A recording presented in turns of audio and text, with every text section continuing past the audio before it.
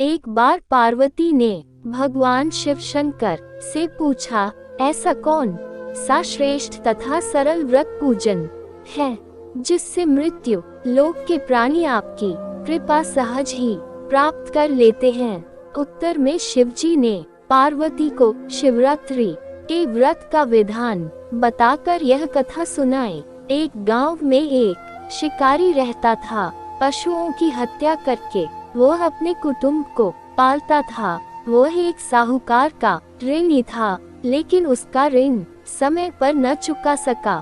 क्रोधवश साहूकार ने शिकारी को शिवमठ में बंदी बना लिया। संयोग से उस दिन शिवरात्रि थी। शिकारी ध्यानमग्न होकर शिव संबंधी धार्मिक बातें सुनता रहा। चतुर्दशी को उसने शिवरात्रि की कथा भी सुनी। संध्या होते ही साहूकार ने उसे अपने पास बुलाया और ऋण चुकाने के विषय में बात की।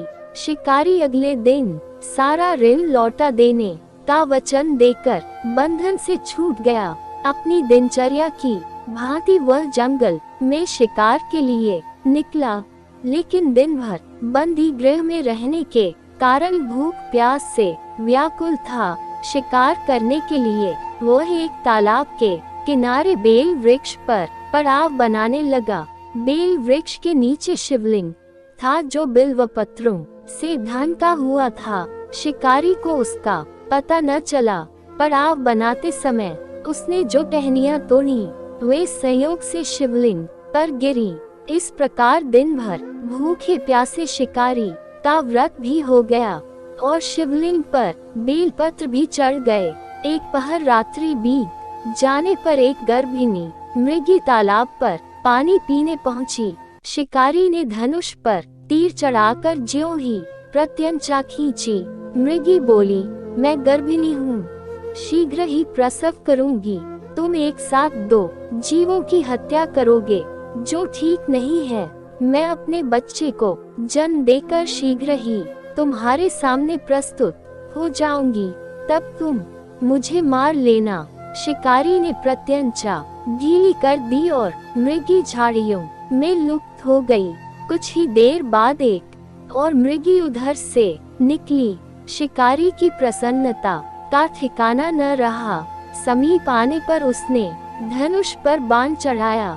तब उसे देख मृगी ने विनम्रता पूर्वक निवेदन किया, हे पारधी, मैं थोड़ी देर पहले ही ऋतु से निवृत्त हुई हूँ, कामातुर विरहिणी हूँ, अपने प्रिय की खोज में भटक रही हूँ।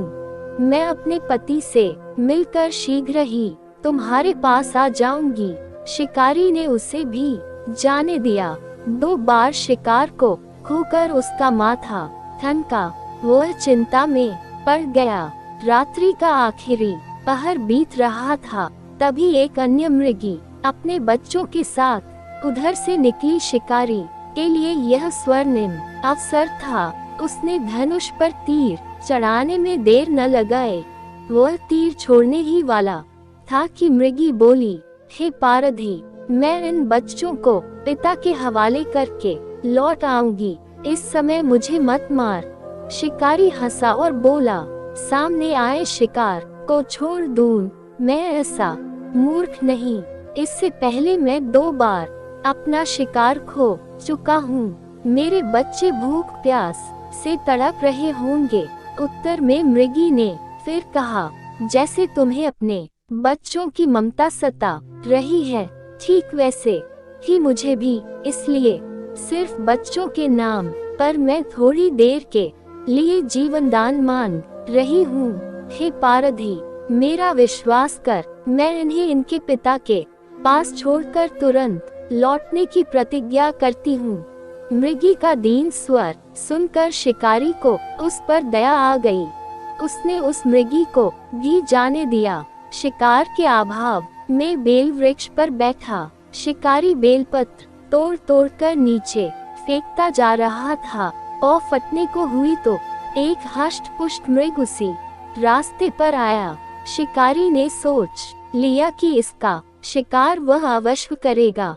शिकारी की तनी प्रत्यंचा देखकर मृग विनीत स्वर में बोला, हे पारधी भाई, यदि तुमने मुझसे पूर्व आने वाली 3 मृगियों तथा छोटे छोटे बच्चों को मार डाला है, तो मुझे भी मारने में विलंब न करो, ताकि उनके वियोग में मुझे एक क्षण भी दुख न सहना पड़े।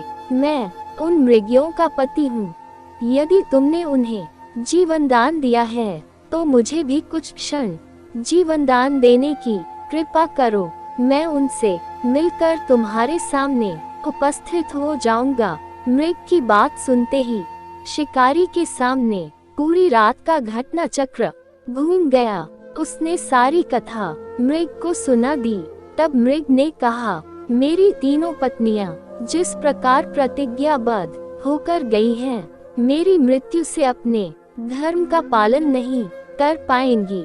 अतः जैसे तुमने उन्हें विश्वास पात्र मानकर छोड़ा है, वैसे ही मुझे भी जाने दो। मैं उन सब के साथ तुम्हारे सामने शीघ्र ही उपस्थित होता हूँ। उपवास, रात्रि जागरण तथा शिवलिंग पर बेलपत्र चढ़ाने से शिकारी का हिंसक हृदय निर्मल हो गया था। उसमें भगवत शक्ति का वास हो गया था। धनुष तथा बाण उसके हाथ से सहज ही छूट गए। भगवान शिव की अनुकंपा से उसका हिंसक हृदय कारुणिक भावों से भर गया। वह अपने अतीत के कर्मों को याद करके पश्चाताप की ज्वाला में जलने लगा। थोड़ी ही देर बाद मृग सपरिवार शिकारी के समक्ष उपस्थित हो गया, ताकि वह उनका शिकार कर सके। किंतु जंगली पशुओं की ऐसी सत्यता, सात्विकता एवं सामूहिक प्रेम भावना देखकर शिकारी को बड़ी ग्लानि हुई। उसके नेत्रों से आंसुओं की झड़ी लग गई। उस मृग परिवार को न मारकर शिकारी ने अपने कठोर हृदय को जीव हिंसा से हटा सदा के लिए कोमल एवं दयालु बना लिया। देवलोक से समस्त देव समाज भी इस घटना को देख रहा था। घटना की परिणति होते ही देवी देवताओं ने पुष्प वर्षा की। तब शिकारी तथा मृग परिवार मोक्ष को प्राप्त हुए।